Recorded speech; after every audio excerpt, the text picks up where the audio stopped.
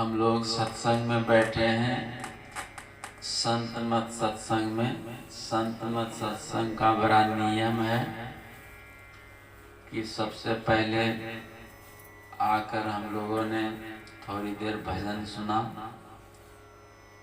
फिर स्तुति विनती हुई। इस स्तुति संत स्तुति एवं गुरु स्तुति, उसके बाद थोड़ी देर ध्यान, फिर ग्रंथ पाठ, वेद मंत्र, उपनिषद मंत्र, गुरुवाणी और संतवाणी का पाठ हुआ। इसमें सत्संग के विषय में बता रहे हैं कि ओम युञ्जाना प्रथमं मनस्तत्वाय सविता ध्येयम्। ध्येयम् शब्द का अर्थ गुरु महाराज ने सत्संग रखा है टिप्पणी में, और ऐसे ध्येयम् शब्द का अर्थ बुद्धि। बुद्धि का पर्याय वाच्य है ज्ञान। तो हम सब ज्ञान यज्ञ में बैठे हैं, और यज्ञ कई तरह के होते हैं। तो कई तरह के यज्ञों में सबसे श्रेष्ठ यज्ञ ये सत्संग है। द्रव्य यज्ञ और ज्ञान यज्ञ, ये दो मुख्य यज्ञ हैं। द्रव्य यज्ञात ज्ञान यज्ञ श्रेष्ठ है। द्रव्य यज्ञ से ज्ञान यज्ञ श्रेष्ठ कहा गया है। ज्ञान अग्नि सर्वकर्माणि भस्मसात् कुरुते अर्जुन। भगवान श्री कृष्ण कहते हैं कि ज्ञान अग्नि जब प्रकट होती है तो सभी शुभाशुभ कर्म जलकर भस्म हो जाते हैं। तो भस्म हो जाने के बाद फिर जीव का आना जाना नहीं होता है, जन्म मरण से वो छूट जाता है। जैसे धान को बोना है या गेहूं को बोना है, तो उसको हम बोने से पहले भून दें, अब भून कर फिर खेत में बोवें तो अंकुर नहीं होगा और न फसल होगी। जिससे अंकुर फसल होती है वह हमने भून दिया, अब जल गया, अंकुरोत्पादन शक्ति उसमें नष्ट हो गई है, इसीलिए अंकुर उत्पादन नहीं होता। तो वैसे ही जब ज्ञान अग्नि प्रकट होती है अंदर में, तो शुभाशुभ कर्म जीव के सब नष्ट हो जाते हैं। जब नष्ट हो गए तो प्रारब्ध वशात जब तक शरीर है तब तक वो रहते हैं। शरीर छूटने के बाद फिर इस संसार में वो जन्म नहीं लेते, किसी माँ के गर्भ में नहीं जाते हैं और वह मुक्त हो जाते हैं। तो इसके लिए द्रव्य यज्ञ के बाद ज्ञान यज्ञ, ज्ञान यज्ञ के बाद ध्यान यज्ञ में बैठना पड़ता है। ऐसे ध्यान यज्ञ से जप यज्ञ भी है। तो सत्संग में हमको गुरु मिलते हैं, गुरु से हम ज्ञान ध्यान की बातें सीखते हैं, और वे बताते हैं कि जप यज्ञ करो, जप योग करो। तो जब हम सीख करके जप करते हैं, स्थूल चंचल चलायमान मन जप के द्वारा सूक्ष्म होता है। उनके जो भी पाप है, चंचलताएं हैं, जप के द्वारा दूर होती है। फिर जप से फिर हम ध्यान में लगाते हैं इस मन को। कुछ शुद्धि जप में हुई, अब थोड़ी शुद्धि अब ध्यान में होगी। ध्यान में उस मन को लगाते हैं, ध्यान यज्ञ में बैठते हैं। ज्ञानी लोगों ने ध्यान यज्ञ को भी यज्ञ कहा है। और ध्यान यज्ञ से श्रेष्ठ है लय यज्ञ, जिसमें अपने आप को सबको लय कर दिया जाता है। ध्यान यज्ञ में कुछ वृत्तियाँ बनी रहती है, चेतना रहती है, लेकिन लय योग में चेतना भी नहीं रहती, चेतना भी समाप्त हो जाती है। और वो लय योग अंतिम अवस्था का काम है। और समाधि की पराकाष्ठा की अवस्था का नाम लय योग है। और वो लय योग बहुत दुर्लभ है, लेकिन अभ्यास करने पर सुलभ हो जाती है। जैसे सुषुप्ति में जाने के बाद कुछ भी ख्याल नहीं रहता है, कुछ भी बोध नहीं रहता है, वैसे ही लय योग में अपने आप को भी भूल जाता है। वो सुषुप्ति में अपने को नहीं जानता, लेकिन उसमें सब कुछ लय होकर के एकम एक हो जाता है। जैसे यथा नद्या सन्नमाना समुद्रास्तम गच्छन्ति नाम रूपे विहाय। नाम रूपे विहाय, जैसे नदी हिमालय से चलती है नाम रूप लेकर के, और जब समुद्र में जाती है तो समुद्र में नाम रूप को छोड़कर वह मिल जाती है। फिर आप नदी को खोजें, गंगा यमुना कावेरी अलकनंदा को खोजें तो कोई नाम से नहीं मिलेंगे, वहाँ समुद्र हो गए। उसी प्रकार से ये जीव नाम रूप को लेकर जब ध्यान करता है, करते करते फिर लय अवस्था घटती है। उस लय में फिर नाम रूप से ये जीव रहित होकर उस ब्रह्म में एकीभूत हो जाता है। फिर वो लीन हो जाता है, फिर वो संसार के लायक नहीं रहता है, व्यवहार के योग्य नहीं रहता है। वो कुछ दिन के बाद फिर वह उस परमात्मा में पार्थिव शरीर को छोड़कर मिल जाते हैं। लेकिन कुछ कुछ संत उनको प्राप्त करके जान करके फिर लौट आते हैं। लौट आकर हम जैसे अज्ञानियों को फिर ज्ञान देते हैं। ये भी बात है। जैसे नमक के पुतले दो मित्र थे, दोनों गए समुद्र के तट पर। मन मिलाया कि समुद्र में कितना पानी है इसका पता लगाना है, ठहा लेना है, कितनी गहराई है। जैसे एक नमक का पुतला ने छलांग मारा तो समुद्र में जब गिरा तो समुद्र वत हो गया, घुल करके एकम एक हो गया। फिर लौटकर नहीं आया कि कितनी गहराई है।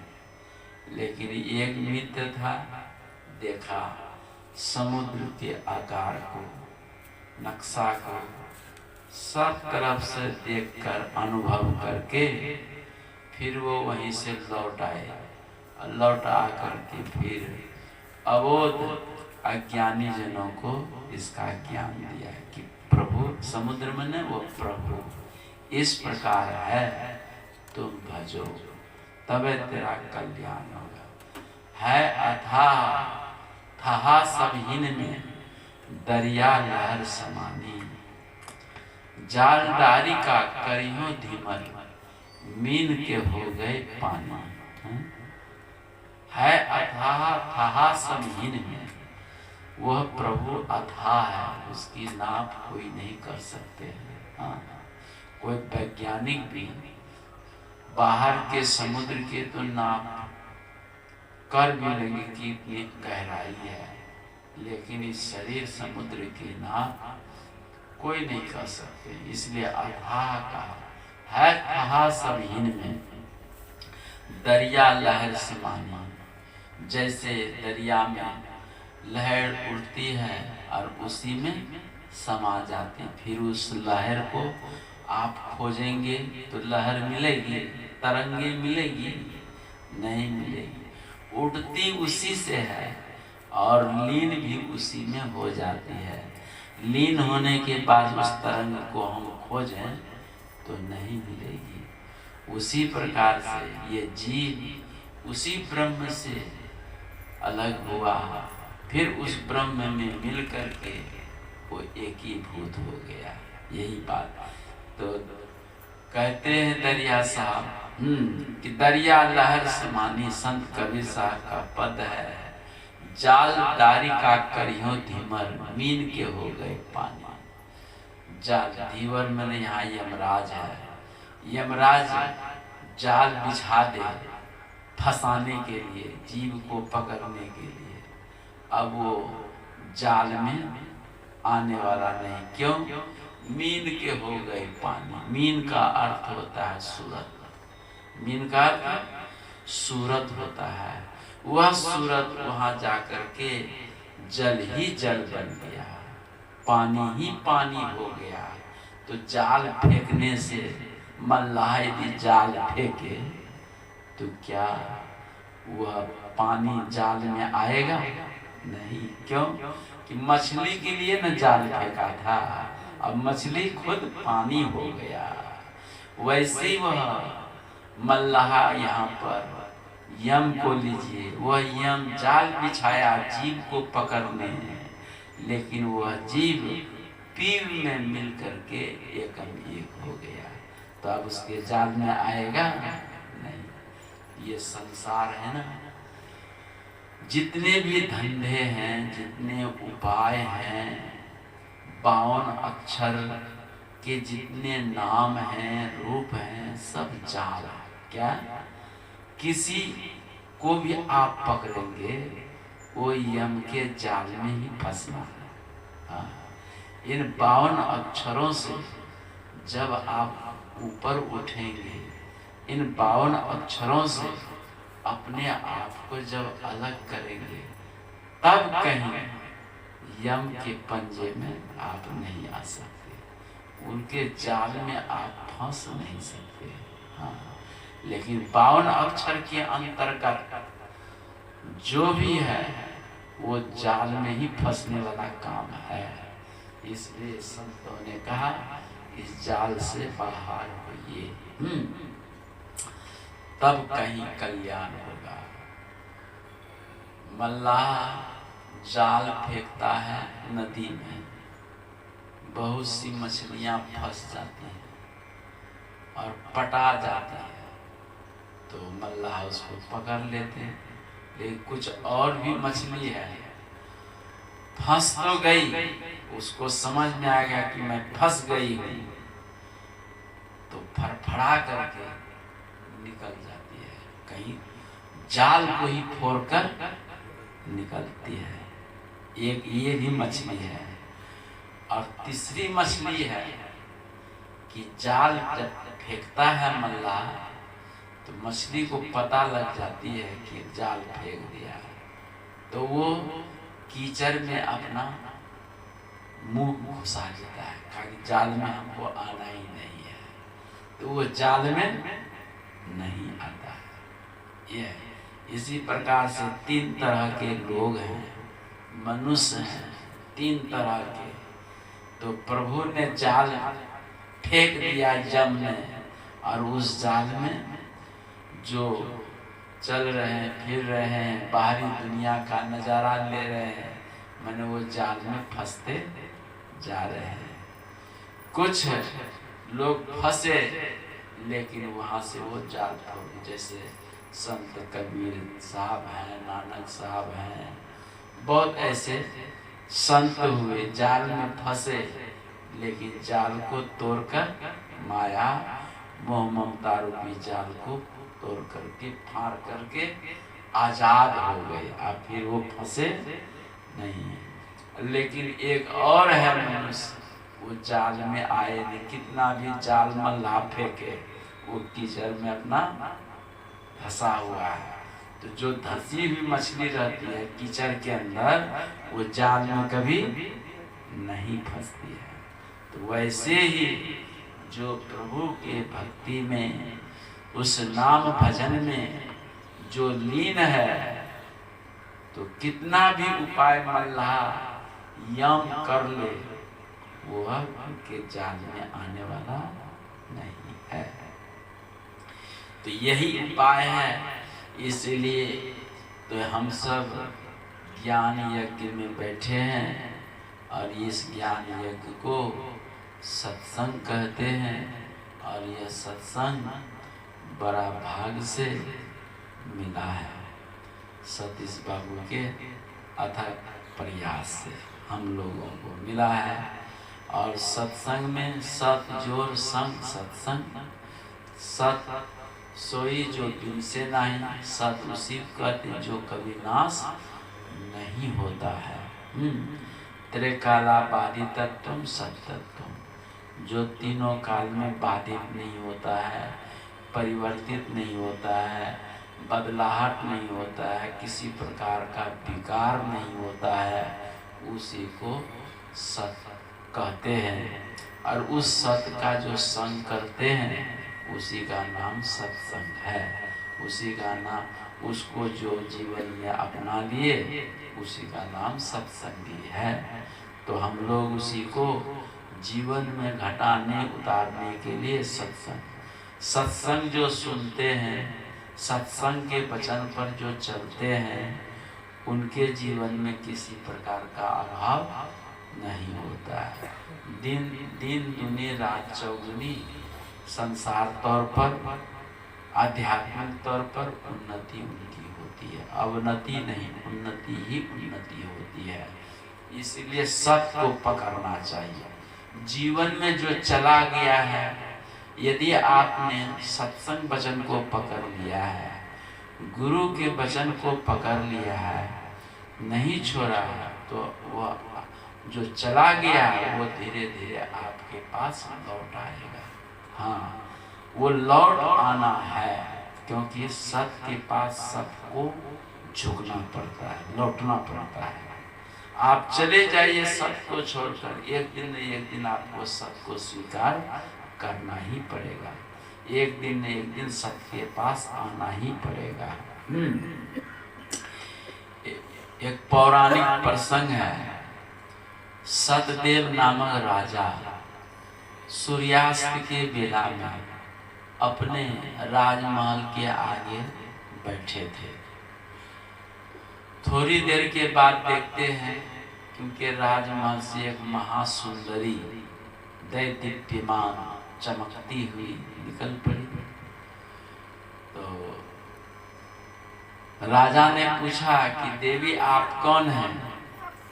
कहा कि राजन, मैं तुम्हारे घर की लक्ष्मी हूँ, अब तुम्हारे घर मैं नहीं रहूंगी, मैं जा रही हूँ बाहर। कहा कि ठीक है, जाइए देवी। राजा ने कुछ नहीं कहा। फिर थोड़ी देर में एक पुरुष निकला तो हाथ जोड़ के कहा कि आप कौन हैं? मेरे राजमहल से निकलकर बाहर जा रहे हैं। कहा राजन, तुम्हारे घर का मैं दान हूँ, जहाँ लक्ष्मी गई मैं वहीं जा रहा हूँ। कहा ठीक है महाराज। थोड़ी देर में एक पुरुष और निकला। कहा कि आप कौन हैं? कहा कि तुम्हारे घर का मैं बल अब नहीं रहूंगा। ठीक है महाराज। थोड़ी देर में एक बच्चा निकला, बहुत सुंदर खूबसूरत। पूछा आप कौन है बाल रूप में? तो बच्चा ने कहा कि राजन, मैं तुम्हारे घर का सत हूं। सत जो बोला तो राजा ने उस बच्चा का चरण पकड़ लिया। कहा कि छोड़ो राजन, हमें जाने दो। कहा महाराज, बहुत से लोग चले गए, मैं किसी का चरण नहीं पकड़ा, मुझे उसकी कोई चिंता फिक्र नहीं है, लेकिन आप ही मेरे जीवन का आधार है, मेरे राज्य की सत्ता है। आप चले जाएंगे, मेरा जीवन राज सब नरभस हो जाएगा। इसलिए आप मेरे ऊपर कृपा करें, दया करें, आप मेरे राजमहल में लौट जाएं, ठहर जाएं। चरण पकड़कर बहुत गिड़गिड़ाए, तो उनको दया आ गई। कहा कि ठीक है राजन, जब तुम ऐसी बात कहते हो तो हम तुम्हारे घर ठहर जाते हैं। और वो लौट आए, अंतर्धान हो गए। तो जोग चले गए थे क्रमशः वह फिर धीरे धीरे लौटने लगे। लक्ष्मी लौटी, दान बल सदाचार सब एक एक करके राजा के राजमहल में आ गए। तो जरा विचार कीजिए इस प्रसंग पर। राजा ने क्या पकड़ा? केवल सत्य को पकड़ा, लक्ष्मी को भी नहीं पकड़ा। और आज के डेट में लोग सत्य को छोड़कर लक्ष्मी के पीछे दौड़ रहे हैं। और लक्ष्मी चंचला है, लक्ष्मी चंचला, जीवत यौवनम चंचला, जीवत प्राण चंचला, सब कुछ चंचल है। निश्चलो एक धर्म, एक धर्म ईश्वर ही निश्चल है। बाकी जवानी चंचल है, धन चंचल है, प्राण चंचल है ना। और इस इतने चंचल है कि क्षण पलक मारते ये सब गायब हो जाते हैं। एक निश्चल ईश्वर है, हम ईश्वर को पकड़े। सत्य माने ईश्वर, ईश्वर को पकड़े, लेकिन ईश्वर को हम नहीं पकड़ते हैं। हम ईश्वर के रचे हुए प्रभुता को पकड़ते हैं, प्रभुता की ओर हम जाते हैं। इसीलिए हम परेशान हैं। देखिए राजा के घर से सब एक एक चले गए थे, नहीं पकड़ा, अंतिम में सबको पकड़ा। तो जो चले गए वह पुनः लौट आए। तो जो सत्य की ओर चलते हैं उनके पीछे सब चलते हैं, और जो सत्य को छोड़कर औरों के पीछे चलते उनके पीछे कोई चलने वाला नहीं है। याद रखिए, ये सही बात कह रहे हैं। इसीलिए सत्य की ओर हम लोगों को चलना चाहिए। मति कीर्ति गति भूति भलाई, जब जही जतन जहाँ जही पाई, सो जानब सत्संग प्रभाव, लोक वेदना आना पाओ। देखिए कितना सुंदर उसी सत्य के विषय में बता रहे हैं। मति, मति माने प्रतिभा। आप सत्य पर चल रहे हैं, सत्य ही जीवन का आधार बनाए हैं, तो आपकी बुद्धि सुंदर होगी, मति सुंदर होगी, प्रतिभावान होगी, मति तीव्र होगी। ये देखिए सत्य पर चलने के लिए सत्संग के आधार को बना के चलने से प्रतिभा बढ़ती है, मति सुंदर होती है। हाँ, कुमति नहीं सुमति आती है। नाम धियाए सुमति पाए। सत्संग करने से सुमति आती है। घर की विमति के कारण कलह होता है, दुराचरण होता है, दुर्व्यवहार होता है विमति के कारण। और जब सुमति आती है तो आपस में मेल प्रेम है और सब चीज की बढ़ोतरी होती है। घर में सब चीज की बढ़ोतरी होती है। जो चीज सोचिएगा सब मिल करके वो संपन्न कर लेते हैं। इसलिए जहाँ सुमतिता संपत्ति नाना, जहाँ कुमतिता विपत्ति निधाना, ये बात है। इसलिए सुमति में सब कुछ जमा हो जाता है और कुमति में जमा भी वो बिखर जाता है, नष्ट हो जाता है। तो कहते हैं मति, मति सुंदर, मति कीर्ति। सत्संग करने से कीर्ति, सत्य पर चलने से कीर्ति आपकी बढ़ेगी। और वह कीर्ति एक दिन के लिए नहीं, जब तक चांद सूरज है तब तक वो आपकी कीर्ति रहेगी। देखते हैं गुरु महाराज की कीर्ति दिनों दिन बढ़ती जा रही है, भले स्थूल शरीर में नहीं है, बहुत से प्रधानमंत्री आए, सब कुछ नहीं यश किया, लेकिन अभी वर्तमान काल का प्रधानमंत्री देखो, जो लोग डरते थे, और देखो देश में क्या विदेश में भारत का नाम को उजागर कर दिया है। जरा विचार कीजिए, क्यों? उसका आधार सत्य है। सत पर हम सुखी तो सब सुखी, सब सुखी तो हम भी सुखी, ये वो उसका सिद्धांत है। लेकिन पहले के हमें सुखी, दुनिया दुखी रहे चाहे जन्नत में जाए, इसीलिए देश आगे नहीं बढ़ाता। देखिए, इसलिए सत पर घर परिवार में भी जो गार्जियन सत पर चलता है तो परिवार में बहुत से सदस्य होते हैं, तो उनके त्याग को देख करके, उनके सत्य को देखकर परिवार चैचू कुछ नहीं बोलते हैं। दो शब्द भी डांट करके बोल देंगे तो वो सरेंडर हो जाते हैं, शांत हो जाते हैं। कहीं गार्जियन ही गड़बड़ सड़बड़ रहे तो कितना भी कहे, मानेगा कोई? नहीं मानेगा। ये देखिए, सत पर चलिए, तो सत पर चलने से कीर्ति मान होता है, यशमान होता है, चारों तरफ यश बढ़ता है उसका अपने आप। हाँ, वो ईश्वर उनके मुख पर बैठ करके यश गान करते, जो भला आदमी बहुत अच्छा है, बहुत महान है, ये बात है।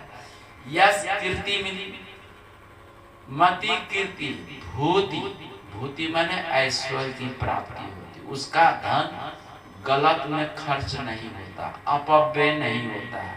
क्यों? क्यों? दारू, गंजा, भांग, अफीम, चरस, हीरोइन पीने वाला, खाने वाला नहीं, फालतू गुटखा त्रिंगा खाने वाला नहीं, जो थुक थुक करे, ठीक है ना, उसका धन बचता है और वो धन किसी और काम में सदुपयोग में आता है तो उसका विकास न होगा। अब गलत खान पान करके नाश होता है, दिमाग का भी नाश, बुद्धि का भी नाश, तन का भी नाश, धन का भी नाश। इसीलिए सत्संग आधार पर, संत के वचन पर चलने वाले के जीवन में भूति, भूति माने ऐश्वर्य, धन संपदा बढ़ती है। धीरे धीरे धीरे धीरे उसके पास अपने आप जमा हो जाता है, अपने आप जमा होने लगता है। भूति भलाई, भलाई समाज में लोग कहते हैं भले इंसान है, क्या है, उस पर लोग विश्वास करते हैं, ये भले इंसान है, इससे कोई गलत नहीं होता।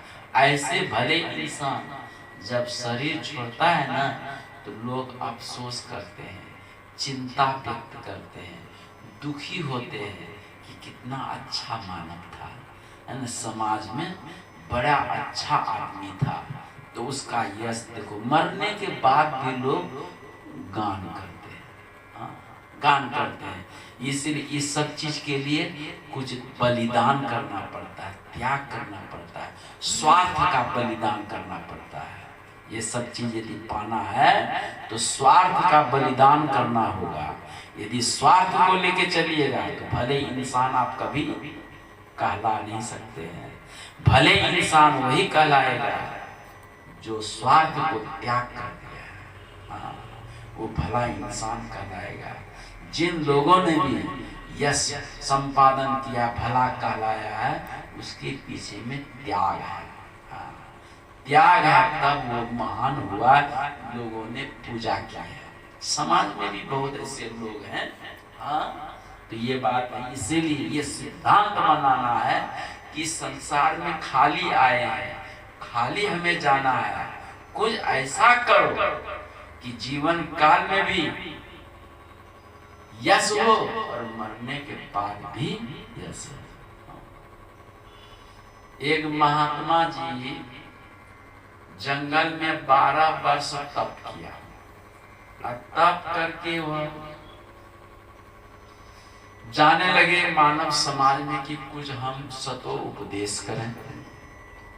चलते चलते एक वेश्या के गांव होकर रास्ता था, बीच होकर जा रहे। एक वेश्या ने अपने दासी से कहा कि सुनो, उस सेठ जी अमुक मोहल्ला में मरा है, जाके पता लगा के आओ, वो स्वर्ग गए हैं कि नरक गए हैं, पता लगा के आओ। महात्मा जी ने सुन लिया, बड़ा आश्चर्य हुआ।